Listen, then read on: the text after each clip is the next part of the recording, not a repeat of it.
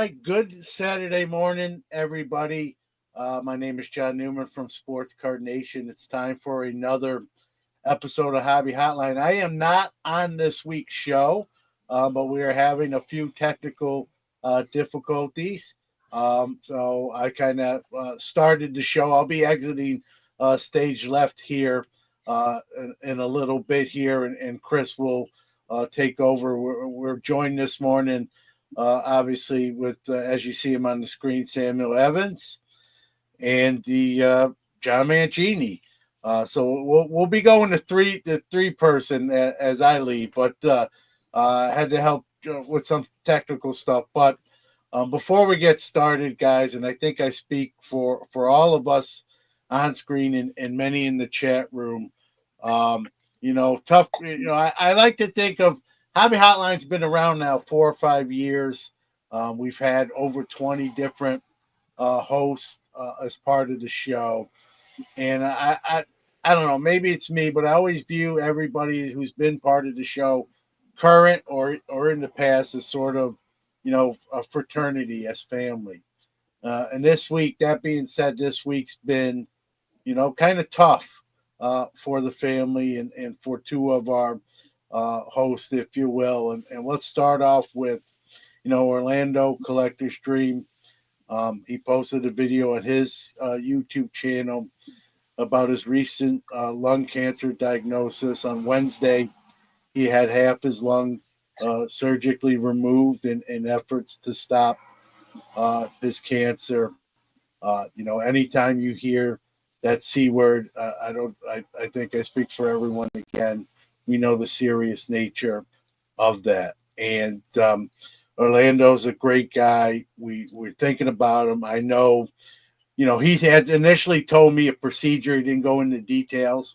So I didn't find out until watching that video, and hit me hard. It hit me hard. And, as we get up there in age, right, this stuff becomes even more real. And so I think, again, I speak for everybody. We wish Orlando well. We know we're going to see him again. He's a strong dude. He's a tough dude. And, I told him if there's anything he needs, I'm a phone call away. And, we pray for him. I'm a person of faith. So he's been in my prayers every day this week, and will continue to do so. And, keep him in your thoughts and prayers as well as he recovers. And hopefully the prognosis post-recovery as well, that they got it all, and he can, get start the progress, get back on his feet and back in front of the camera again. And I feel like that's going to be the case. And then a day or two after that, Chris Carlin, another one of our hosts, posted that his brother-in-law, Robbie, I'm not sure her last name, but his brother-in-law, Robbie, his wife's husband or wife's brother, was killed tragically by an alleged drunk driver. So our hearts and thoughts of prayers and condolences to the whole family there for Chris and family. That's always a tough deal, losing any kind of loved one, but even more so kind of in that fashion as well. So thoughts, prayers to Orlando, and for recovery and a good prognosis, and thoughts and prayers to Chris Carlin on the tragic loss of his brother-in-law. So it's a tough way to start the show. I wish we didn't have to do that. No one likes, these kind of things, but sometimes in life that happens, and we have to kind of deal with it and do the best we can. So I've rambled on long enough, but two great guys that are so crucial to the hobby, to this show, and we wish them the best we can. So guys, I'm gonna exit stage left, and I might be back at the end, by the end of the show, kind of kind of clean things up, if you will. So again, but we have to keep going. So we're going to talk some hobby. I know some of the topics today is some of the news coming out of the Tops Industry Conference that they have with their dealers and the new policies and programs they're rolling out as well. So, all right, guys, I'm gonna take get off screen here, but from here. All right, I think I want to second John's comments on Orlando and Chris Carlin. I'll be honest with you. I think I've only spoken to Orlando maybe a couple of times here on Hobby Hotline. I don't really know him that well, but having part of your lung removed, that doesn't seem like something I would want to go through. So anyway, I know it's common to say thoughts and prayers and condolences, but it's not dead yet. So let's kind of save that for hopefully far in the future. So anyway, this is Hobby Hotline. It's May the 3rd. It's episode number 343. Interesting. That was the name of my basic training flight when I was in the Air Force, 343. I don't know if that means anything, but I'm here with Sam. How you doing, Sam? How you doing? What's going on, Chris? Just fine. And from the Mangini collection, how you doing, sir? I'm good. Good. So I don't know if you guys knew about this week, but Topps had a little shindig in Atlanta where they got most of their real customers, not us collectors, but their dealers and breakers, and got them around to wine them and dine them and do some backslapping and give a little preview of what's to come in 2026. And there was some news that came out. Not sure if you're aware, but Topps is coming back with its bait with football and basketball next year. And there was some news that came out regarding what they're coming out with and when. And I made a whole slide deck on this, and now I can't bring it up. Let's see here. I know for me, why you find it, I wasn't really paying attention to like what was going on. I've been working on a bunch of like card projects for the National. But I did scroll across my Instagram to see a bunch of satire around, certain people making content about people posing for different pictures and all hanging out together. And I chuckled a little bit, but, it just slipped my mind because I was focused on a bunch of other stuff. I know for me, when it comes, I would love to experience the Topps conference one day just to see it as like a bucket list experience as a collector and someone who like those people who works in the industry. But in terms of like everything that comes with it, it's so like, not in my purview as like, oh, I didn't think about these things, or oh, I didn't know these things were going on. So, but I am excited to see what Topps basketball looks like now that they fully own the license and everything. Because the other ones, I was not a fan of it when it first came out. So that's my thoughts. That's the only thing I can add for that discussion. All right. Yeah, I think I'd like to go to one of those industry conferences as well, but I don't think we collectors are really that important enough. I know Topps has this little dog and pony show that they throw around the National, but I stopped going to that years ago because it's pretty much the same questions, the same gripes, the same this, the same that. There's always there's always that guy, the Santa Claus guy, who's asking whether Topps is going to come out with Santa Claus cards every year. I just stopped going to that. But there was some news. I can't get my slide deck to come out, so I'll just read you the slides that I have. So when it comes to Topps football, it was revealed that their license with the Players Association goes into effect on March the 1st of next year. And their license with the NFL, which will allow them to put logos on the cards, comes into effect on April the 1st. And they revealed some brand names that they plan on coming out with. And because y'all can't see the slide, these are all labeled as 2025 products. So we're going to get Topps Chrome, Finest,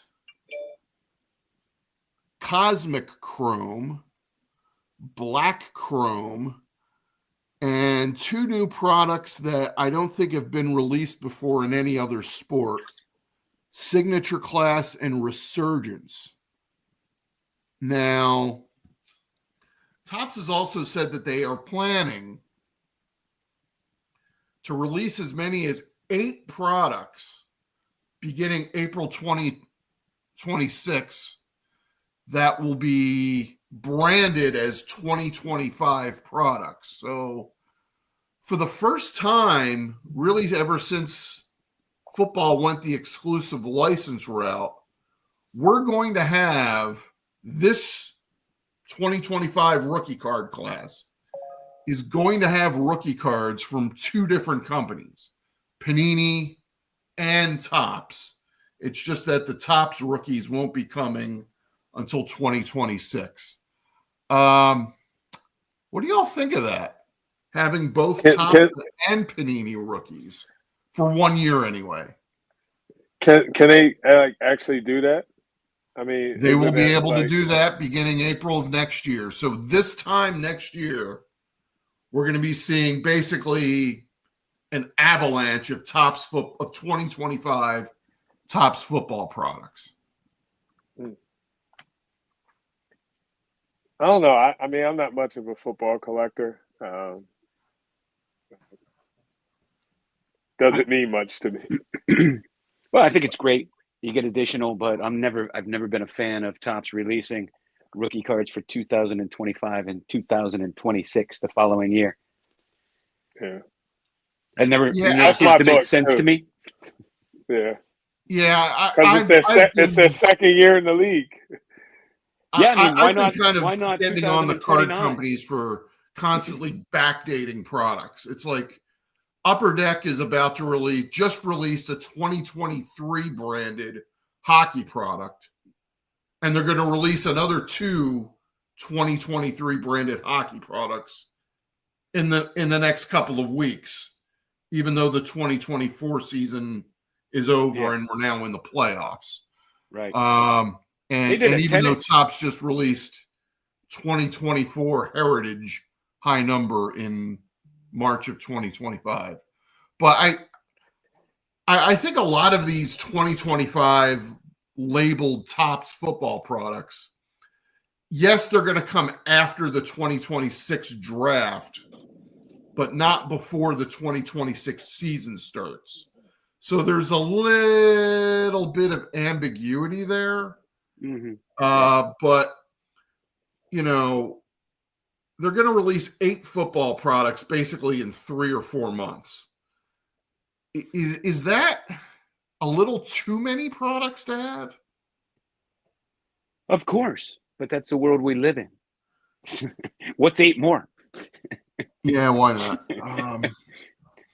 I was going to say they came out with a tennis set a year or 2 ago, and it was backdated like 2 or 3 years. 2022, yeah. It was absurd. Let me get some comments in the chat here. Mangini can't wait for the next Topps Cosmic Chrome release. He loves it. Listen to the new names. He said it was out of this world. So I don't get Cosmic Chrome.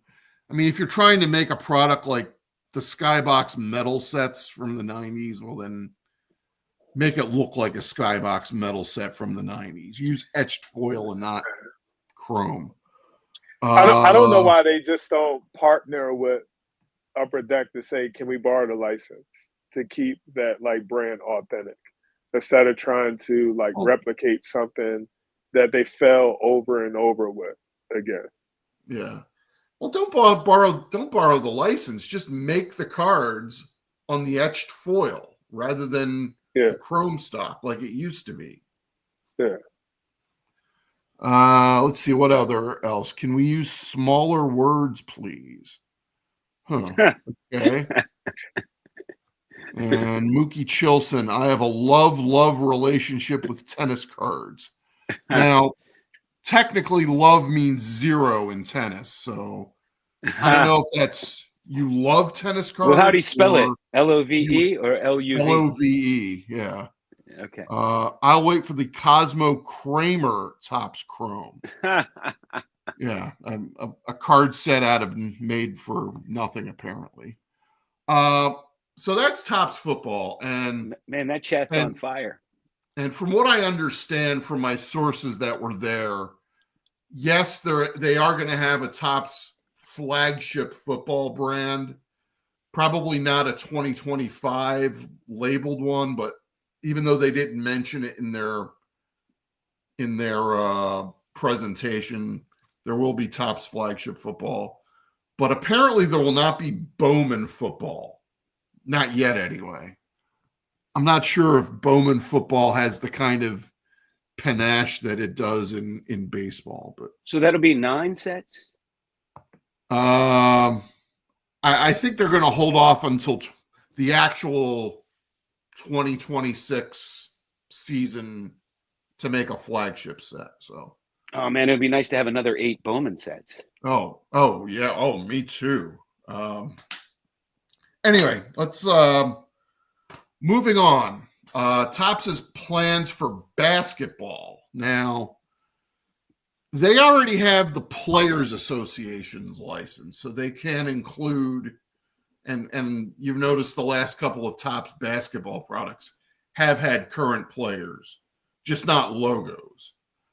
The NBA license with logos goes into effect on October 1st of this year. And there are no plans for them to make any 2024, 2025 products, but they did include a list of brands for 25, 26. And those include, again, Flagship, Finest, Cosmic Chrome, but not Topps Chrome, Motif, Inception, Diamond Icons, Topps 3, which is a brand that they just introduced, I think, last month, Resurgence, and Eternity, which, some brands that we're used to. I know Finest was a big brand for basketball collectors back in the day. I'm looking from forward my to sources. They say that Cooper Flag is going to be heavily pushed in a lot of these products next year when they get the license. So before I continue, what do you guys think of that lineup for 2025, 2026 Topps basketball? I know for me, the only one I care about is Finest because that was connected to, my childhood as a collector in the 90s. So I want to see if they like stay true to like some of those great insert cards that came out of Finest. So I'm looking forward to that. And, I'm not a big modern card collector. I often buy those cards and I give them away to my students. But I would love to like reminisce and relive those moments, seeing some finest finally for basketball. Well, you will get your wish, apparently. All I could tell you is my head's spinning, man. You need to have like a PhD in calculus to figure out all these new sets. It seems like a lot of stress for a hobby that's supposed to Yeah, be fun, in my book. But I wonder, with these products being ripped, they break them, and everybody's chasing the hits, and those are the only things anybody wants. What happens to all these other base cards of all these, 30 sets a year or whatever? What happens to them? Are people throwing them away? Are they saving them? I don't see people set collecting. What happens to those cards? What do you guys do with them? I actually You collect buy a them. warehouse to store them in? What do you do with them? Like I said, I mean, actually I collect yeah. them. Go ahead, Sam. No, I set collect some like modern, like some Panini sets. And like I said, oftentimes, like when I'm an educator, I'm a principal, and I often have kids who collect cards. So, and they're fans of a lot of the modern basketball players today. So I often like pass them down to them, and they fall in love with the cards. So I think there are a lot of set collectors out there.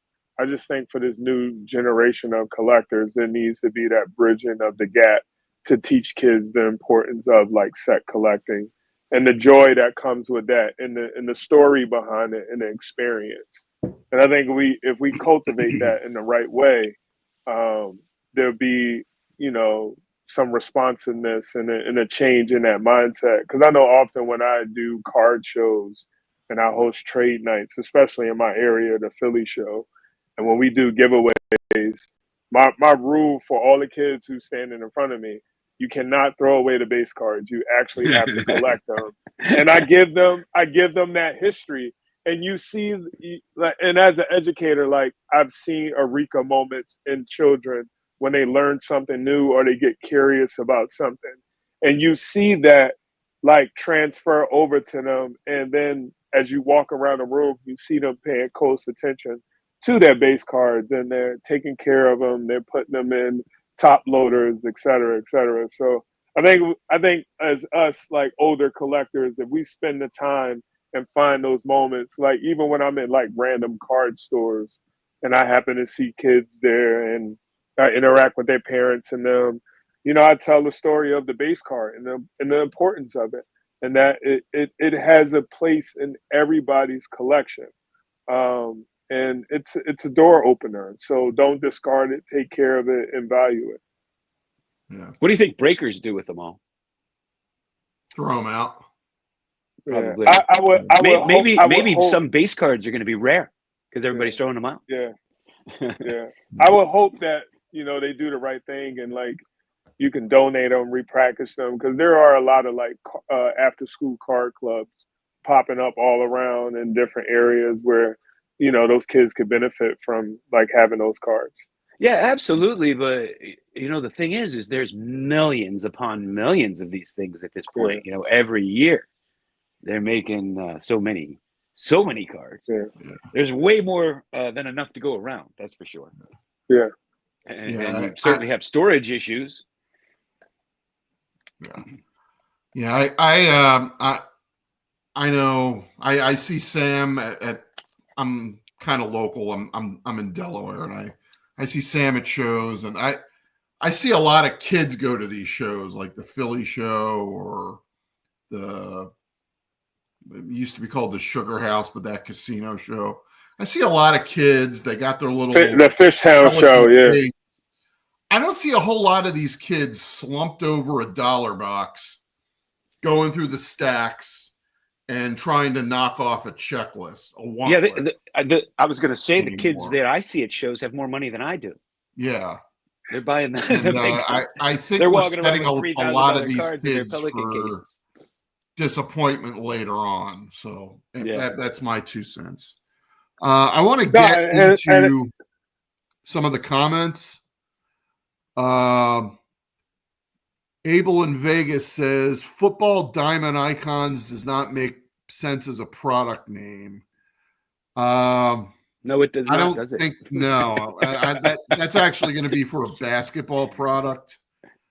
Oh, Doesn't make sense for that either. diamond icons in basketball also doesn't make sense. Why not hardwood icons? I think these may be just provisional products, but a hardwood diamond makes icon sense. structured like the baseball diamond icons. I think that's what they meant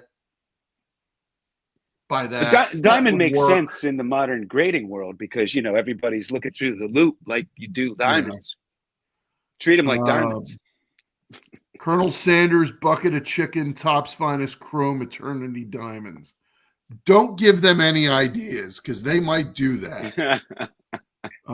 Base and landfill and a chrome bucket of is cards. That'd be hazardous. fun.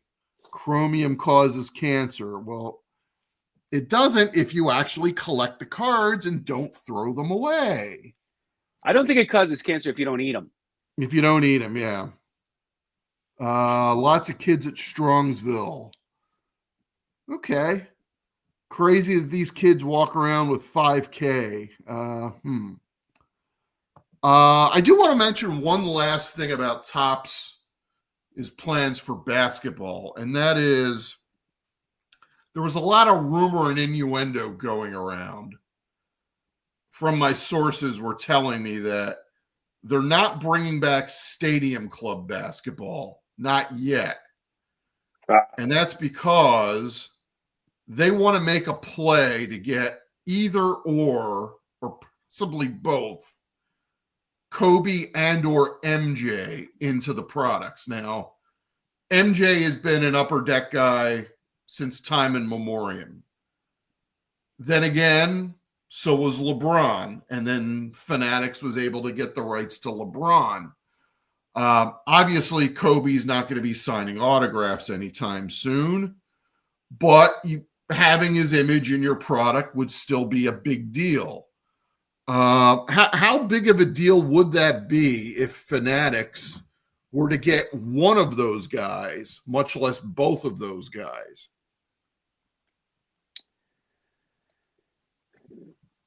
I really don't know, but they probably will. I mean, they're taking over the world. I would guess they will. I mean, I'm not a big fan of collecting, old players on modern cards. It's not my thing. So I can't speak to it really. It's not something I would personally chase.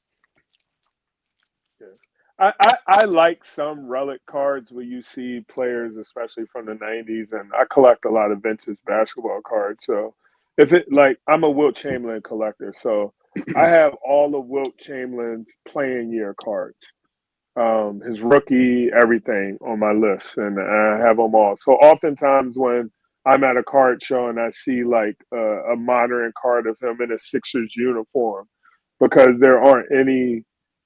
During his playing years, there were no cards of him in his Sixers uniform, with the exception when they were the Warriors, but they moved to Golden State. So oftentimes I look for those because they have some good photos of him in that uniform. So I'm a fan of it. It just has to make sense to me, and especially if it captures that 90 insert connection. I'm like, all right, I can buy that. I could add that to my PC. But not all relic cards are equally made. You know what I mean? There's some where they just making them to just try to make money off the product, and there's some that I was like, oh, that was a well made relic card of Larry Bird. I could put that in my PC. Well, they have some great. I'm a fan. Yeah, I'm a fan of Kobe being in there. I just don't think Michael Jordan will ever leave Upper Deck. Yeah. Comment from Steel City DW about Beam Team basketball, and those inserts are really iconic for basketball collectors. Yeah. The Stadium Club Beam Teams, and my source was telling me that's the reason why they're not going to bring Stadium Club back until they get Jordan into the product, because they want more Jordan Beam Teams out there. Hey, do you have the Wilt Chamberlain? Can you see it? Topps poster? I have a bunch of. I don't have the Topps poster, but I have a bunch of magazines of Wilt Chamberlain. that Topps poster set is great. Yeah. Great images on there. You got to send me a picture on Instagram so I can check it out. All right. Yeah, All right. I think I have the whole set, if not close to it. All right. One other piece of news that came out, actually two pieces of news, other piece of news that came out of the Topps industry conference. They announced, and we kind of knew this was going to happen based on what happened in Series 1 baseball, but they are standardizing their parallel rainbow across all products. So from now on, the serial number to 5 level will all be red. The serial number to 25 will all be orange. The serial number to 50 level will all be gold, and so on and so forth. This will be across all Chrome and all other products. And yeah, I'm one that's criticized Topps for putting out too many parallels that nobody really wants, but at least they're making them consistent here. You pull I a like the green uniformity. refractor, it's going to be numbered to 99. You pull a purple refractor, it was 250, but under this new system, it's now going to be 75 from now on. So that consistency, what do y'all think of that? I love the uniformity. I was, if you're getting into the hobby or starting or getting back in, you take the 1972 Topps design. They make all these cards that look like it. Some of them come from archives. Some of them come from Heritage. Some of them are in the regular Topps. They make them every year. And, it's so hard to identify all these cards. I love the uniformity. It's long overdue. Ditto. I agree. Yeah. Someone in the comments said, Mookie, my standard rainbow is Roy G. Biv. I'm not changing. And they kind of do a Roy G. Biv. I mean, the red is 5, orange is 25, yellow or gold in this case is the next level up at 50. Then green is 99, blue 150. And it used to be purple was 250, but now they've moved that to 75. So whatever. Anyway, one last item that came from the Topps conference is this new redemption plan program in Bowman Baseball. Now, Bowman Baseball comes out this week. And the deal is on 30 selected players who will have rookie cards in Bowman this year. They're going to make a small number of refractors where the rookie card icon in the corner is going to be red. Okay. Now, we don't know how common these red RC cards are going to be. Are you going to get 1 in a box, 2 in a box? Are they going to be case hits? Whatever. But these are going to have for 30 cards. If one of those 30 players wins the Rookie of the Year this year, you would then be able to redeem that for $100 in Fanatics gift certificates. This isn't going to be like the Topps Chrome program where you get store credit at your local LCS. You have to, the store owners are cut out completely in this transaction. You have to send it to Fanatics and you get your $100. And you have, I think, until sometime in October of next year to claim your $100. But you can hold on to that card. And if that player wins a major award over their career, such as an MVP or a Cy Young award, then Topps will then buy that back for an additional $200 per award. So let's say your player wins the Rookie of the Year and then wins 2 MVP awards. You can then trade that in for $500 worth of Fanatic script. If this player gets elected to the Hall of Fame, you can get an additional $1,000 worth of script. So theoretically, you can 25, 30 years from now, when this guy gets elected to the Hall of Fame, your card, you can then trade it in for as maybe $1,500 to $2,000 worth of Fanatics gift certificates. Of course, with I have my inflation, opinions 30 on years this from now will be program. I just want to know $12. what you guys think. I just said with inflation, 30 years from now, that'll be worth about $12. Exactly. That's what I'm thinking. I think it's brilliant marketing on their part, because what they're really doing is they are capitalizing on both the modern prospecting hobby and the gambling mentality of the hobby. And they're kind of combining those and creating these chases. And in some way, going back to the roots of many baseball cards that were redemption cards in the early days of baseball cards. For instance, in 1926, Spalding released a set, and you could trade the cards in for sporting goods. And it's kind of a throwback to that too. My immediate question is, what do they do with all the ones that are sent into them? Do they destroy them? Do they put them as inserts later? Do they flood the market with them somehow and sell them later? I don't know. They have been And using then, some of the buyback Chrome MVP cards, stamping them and then putting them in future year products. But yeah, and I'm curious if knows? most people would redeem them or keep them.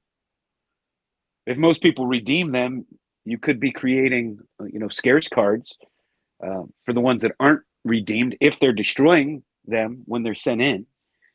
Or do they just keep them to flood the market later? I don't know.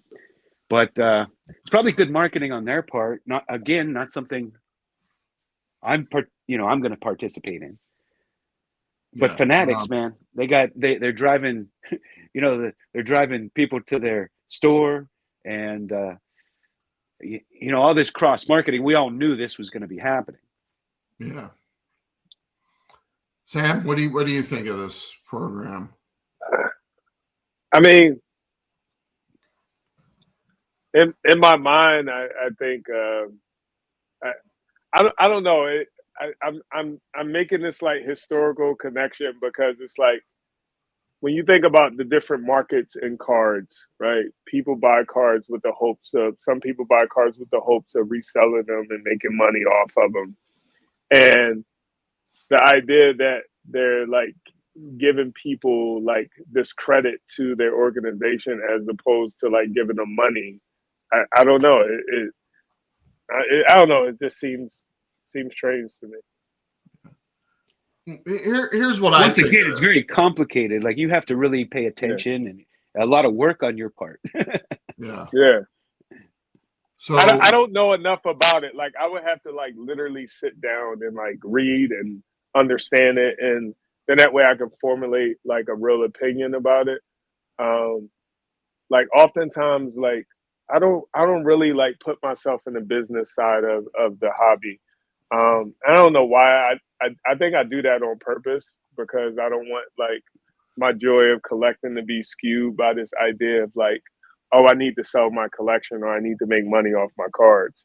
So I purposely don't do that, but I do understand the idea that this is a business and they want to find a way to capitalize off the business side of it and sustain people's attention of collecting, because history has taught us that oftentimes the hobby goes through these lows where people don't care about cards anymore.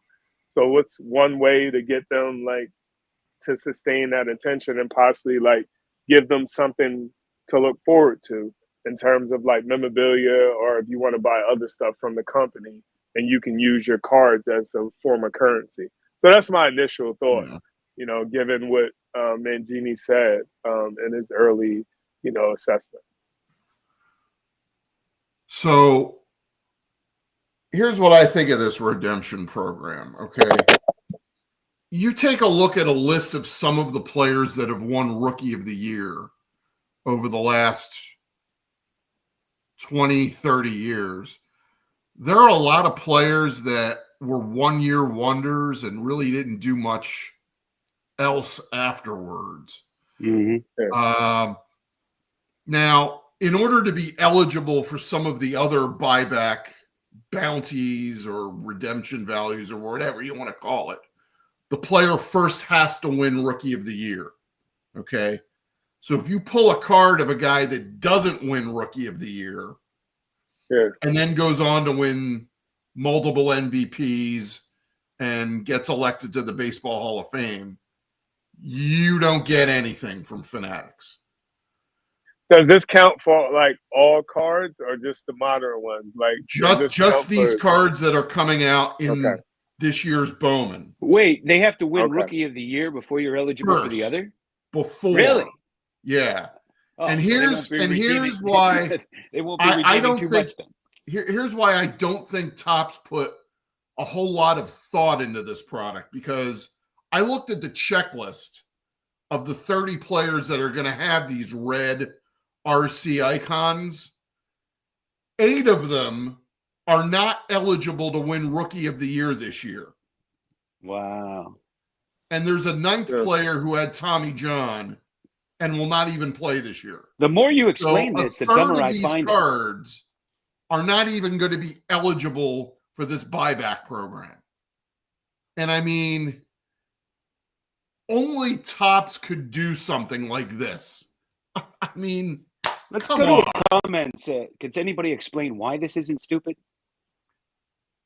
It is stupid. It seems stupid now that you explain it like that. I didn't realize that. I thought you could hold their cards if they want anything, you could redeem them.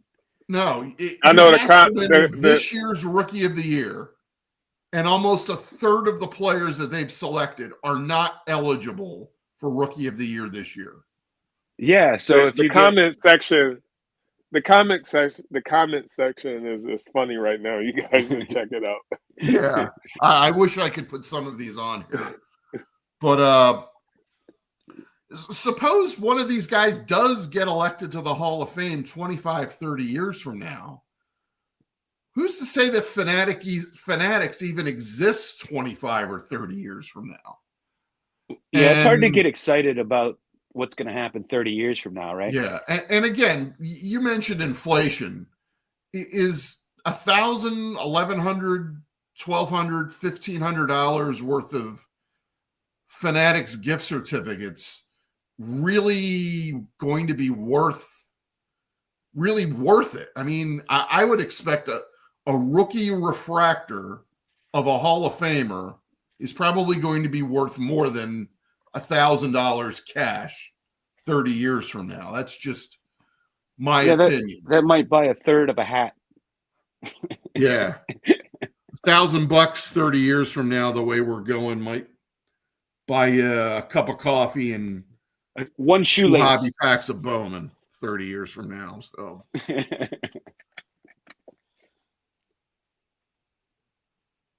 yeah, we're not reading the chat or taking callers today because we've had technical difficulties. Sorry there, Ziggy. We're not ignoring you. I have opened up some Bowman, especially around like COVID time. I'm not a huge Bowman baseball guy, but you know, oftentimes if I find myself in a store, I see something, I'll get a couple of packs and open them up. But I don't really have no stake in the game when it comes to this buyback program. I think that's all collectors. We don't necessarily collect certain things, but if we see them at the store, we'll pick them up. That's pretty much a collector's mentality.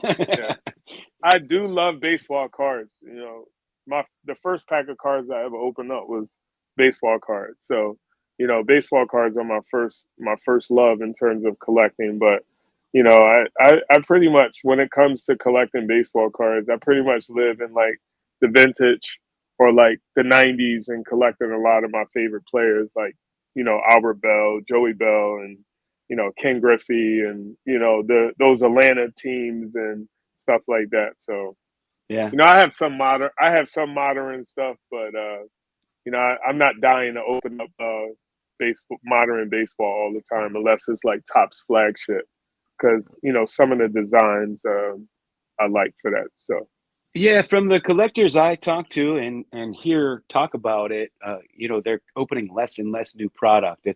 It's being made for the breakers, really. I mean, they're Yeah. pricing your average collector right out of them. yeah. I have something that's going to be published any day now on Hobby News Daily about why wax has just become unaffordable for the typical collector. And Yeah, I mean, it's I have my absurd. reasons. I will not spoil it yet. And in the early I'm 2000s, waiting until that gets published to explain. Yeah, in the early 2000s, when they started coming out with the relic cards and the signature cards, I mean, the product was exciting, and I would always get great pulls. I pulled a Jackie Robinson bat card, Hannes Wagner bat card, Mickey Mantle jersey card, like all kind of great pulls back then. And I don't pull anything anymore. And to pay that kind of money and get some guy that you'll never ever hear of, You is mean you're just not excited about a exciting. green diamond die cut Paisley nuclear fractor of the I mean, if third it's of a string great catcher player, for the Royals, but the numbered to problem is, 99? yeah, with football, It's added value. This I is what always you seem want. to pull those quarterbacks that you never even see. They never even make the team. And in baseball, players I never heard of and never will, because there's so many prospects in those products. And to pay that kind of money and not get at least a decent pool is very frustrating and just chases people away. So, it's the breakers that are going to do that because they're going to make their money no matter what they pull. It doesn't matter. Ziggy But is on fire in this chat. what's he have to say about it? Oh man. Well, yeah. I mean, I do blame breaking on the elevated price of wax. It's their business model. They have to buy everything that comes down the pike. And so if you have a class of consumer that as part of their business model has to buy your products, you can afford to charge more for that product. Yeah. I think at this point, breaking has become too big to fail. And it's something that isn't going Unfortunately, anywhere. I think that you're right. So, yeah.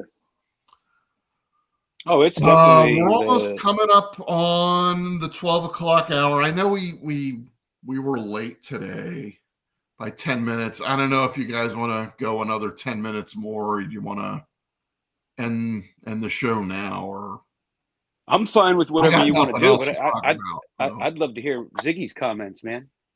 Ziggy, no.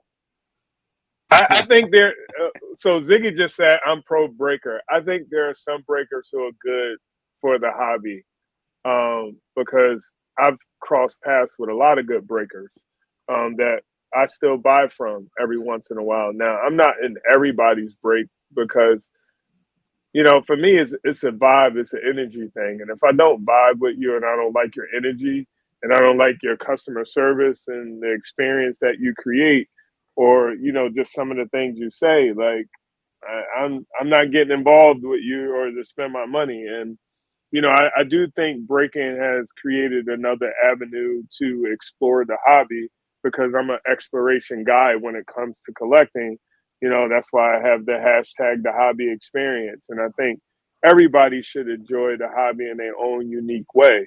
However, when the industry tends to shift its focus to one side of the hobby and funnel certain products, and you see certain things like, oh man, I can only imagine what it felt like if a kid went to a store and opened up that pack and found that card that's worth X amount of dollars, that's life changing for them and their family, or just some nostalgic experience that he can tell his children 30 years from now. And I think that's my only con to like breakers, where you don't get those intimate moments anymore that we tend to see sometimes on Instagram and social media, where a kid or someone or a family or a dad or a daughter or someone finds that one card that they've been looking for. Yeah, and I So don't think we were saying anything negative about breaking. We're just pointing out the yeah, facts that yeah, breaking is really the way, if you're going to buy the hot new products and the expensive products, that's the way you're going to get it now. And the trading card companies are, you know, courting them. That's how you're going to get your boxes, because you're not going to pay $1,300 for a box you don't get a hit on. Only yeah. breakers are going to do that. That's just fact. That's not positive. That's not negative. It's just that's the new hobby. That's the way it is. So the hell with us then, the collectors. Well, I mean, the Ziggy, card manufacturers have moved away from the collector. Yeah. That's just fact. yeah, I mean, if you go to Target or whatever, you're looking for some cards, and you might find some MVP hockey, but you're not finding anything good unless you might be there the day they stock the shelves, because it's just Right. moved to breakers and flippers, and I call it the hot potato market, where yeah. you get a card and you got to pass it. Can't wait to sell it. Hell, I chased the Paul Skeens signature. I bought some blaster box or whatever. Why not? It's $1 million lottery ticket. Yeah. Life-changing money. That's the modern hobby. Yeah. Good or bad, that's what it is. I do want to comment something on Ziggy said, and I love Ziggy to death, but I think this is the one moment I've ever agreed with him in a hobby since I've been following him, especially on Instagram.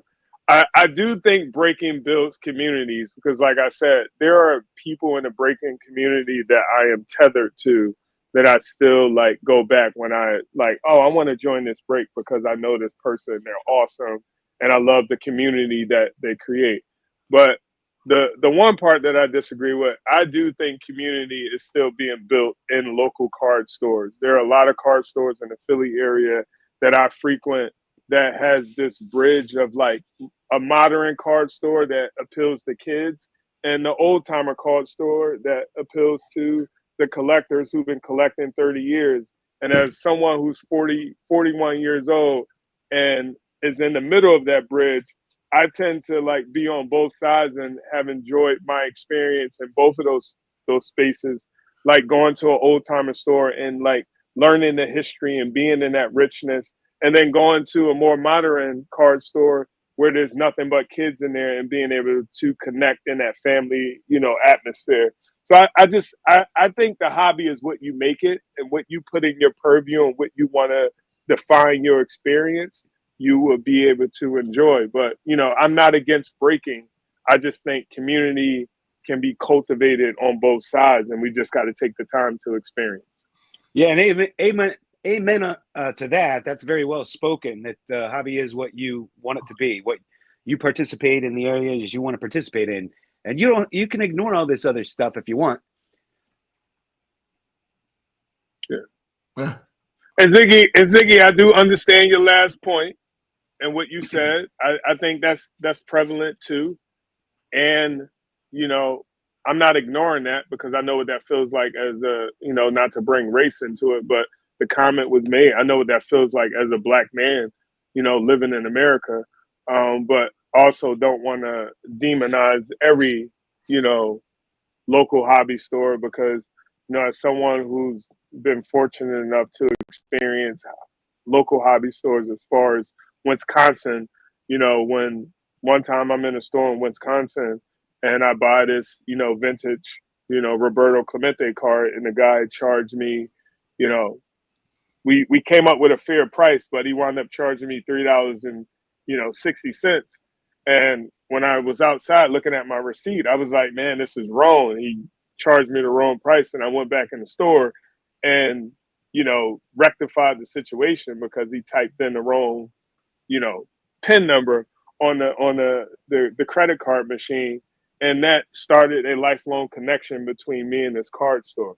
So oftentimes, we catch up on Instagram or ask when I'm going to be in the area again. So I think there's the good and bad in the hobby. I've experienced people who didn't want me nowhere near their showcase, and I didn't spend my money with them and never went back to them. And I've experienced people who treated me, like a human being. And I've also seen some breakers, seen some say some outrageous things on their live streams, and I'm like, I never want to spend my money with you because I don't like how you see people or I don't like how you conduct yourself.